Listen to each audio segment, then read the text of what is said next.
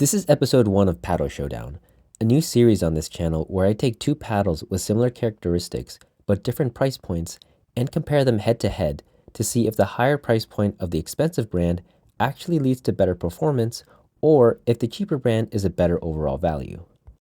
For this first episode, our pricier paddle is one everyone is familiar with, the paddle Ben Johns used to use, the Joola Hyperion CFS 16, which retails for $219. And going against it today is a paddle that's currently only available on Amazon from a small company in North Carolina, the Hisk Rav Pro, which retails for $69. I had seen people talk about the Rav Pro and the description for it sounded very similar to the Hyperion, so I ended up purchasing one to check it out and compare the two. Now let's take a look at the dimensions of each paddle as listed on their websites. Both are elongated paddles with curved tops, and while they do have slightly different measurements listed for length and width, if you do put the paddles side by side, they're actually identical. Not exactly sure which website has the incorrect measurements, but all you need to know is that the dimensions for both paddles are indeed identical, and the only difference between the two is the surface. The Hyperion doesn't explicitly specify what type of carbon fiber it uses, and the Rav Pro uses the popular Toray T700 carbon fiber, but we'll get more into that later in the video. As for their construction, neither paddle is thermoformed or created in a mold, so they don't have a unibody design. Instead, they are cold press paddles, but they do have edge foam injected in the perimeter, so they're classified as Gen 1.5 paddles. Now, let's compare how these two paddles play, starting with the maneuverability of the paddles, so how quick they are to swing at the net.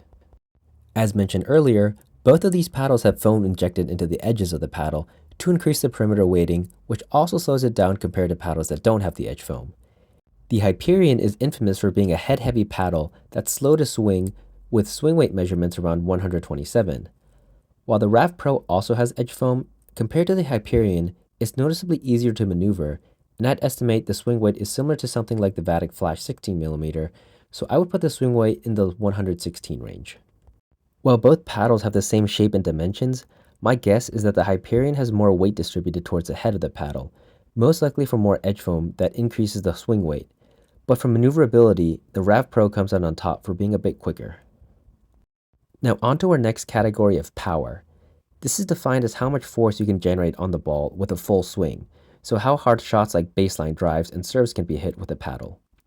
For the Hyperion and Rav Pro, they're both 16mm Gen 1.5 paddles and not thermoformed, so they lack the power of the Gen 2 thermos on the market, and instead are classified as control paddles.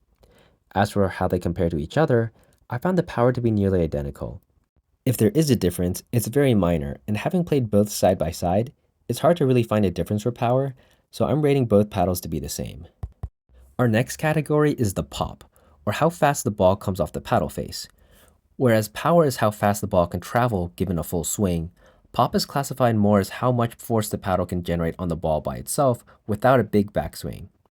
So how fast shots like blocks and punch volleys are with the paddle. Paddles with more pop generally tend to have a stiffer feel because the ball doesn't dwell on the face as long during contact and shoots off quicker, compared to a more plush paddle that has more dwell time and absorbs the impact and vibrations of the ball more. While both the Rav Pro and Hyperion have the same core thickness, it's the Rav Pro that ends up having more pop than the Hyperion.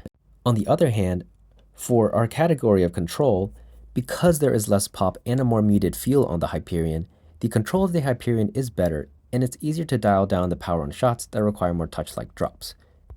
Though while there is a noticeable difference in the pop, control, and feel between the two, there are still minor differences and nothing drastic. For the sweet spots of the paddles, I'm also going to give this one to the Hyperion. Both are paddles with edge foam and they both do have nice sweet spots, but I do think the Hyperion does have a slight edge here because of my theory that there is more weight / edge foam in the perimeter. As for the spin generation, both paddles do have carbon fiber surfaces, though the Rav Pro does state it uses Toray T700, the same grade of carbon fiber most paddles on the market currently use, while the Hyperion doesn't mention what grade of carbon fiber it uses. I think there is a noticeable difference between the spin of the two paddles because in shots like slices and topspin drops, I can see the movement and dip of the ball more with the Rav Pro compared to the Hyperion. I'm actually pretty convinced that the Hyperion uses something like a 3K or 12K carbon fiber instead of T700. While T700 is what's widely used on the market, it's also a higher in tensile strength and stiffer than most of the other carbon fiber grades. The plush feel of the Hyperion makes me think that the paddle is using a carbon fiber grade with lower tensile strength, which is giving it less spin generation, but with that unique soft feel other paddles in the market don't have. Though this is something not confirmed by Joola and just my speculation. I recently reviewed a 3K carbon fiber paddle in the Kiwi Lab Spiked, and the plush feel I felt on that made me think of this, but I could also be entirely wrong, and this is just a thought. But like I said earlier, for spin, I'm going to give the edge here to the Rav Pro. Lastly, let's talk about the durability of these paddles. Neither paddle is unibody, so they have the durability issues the other cold-pressed paddles face. The handle and the paddle face are two separate pieces, so it's possible for these paddles to snap at the handle. The Hyperion is actually notorious for having handles that have snapped after play, and there have been many reports of this happening more frequently with them than other cold-pressed paddles. Because the paddle is very head-heavy, I believe that the handle isn't strong enough to support the paddle face after use, which causes this problem to appear more frequently. While the Rav Pro can also face this issue, it's less likely to happen compared to the Hyperion, so I'm going to give the Hisk the edge in durability. Overall, I personally think the Rav Pro is a paddle that is a better fit for the majority of players. It doesn't have the same head heaviness of the Hyperion, and has a more manageable swing weight that will appeal to more people. On top of that, the paddle also provides better spin, has the potential for better durability, and on top of everything else, it also retails for $150 less, which is a significant difference.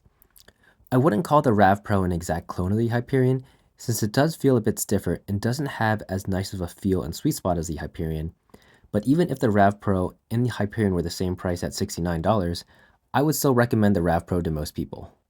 I'm currently not affiliated with either brand, but I've added links in the video description if you are interested in purchasing either paddle. Let me know in the comments down below on your thoughts of this new video series, and if you're a company that wants me to use one of your paddles in a future showdown, comment down below and I can set something up for a future episode.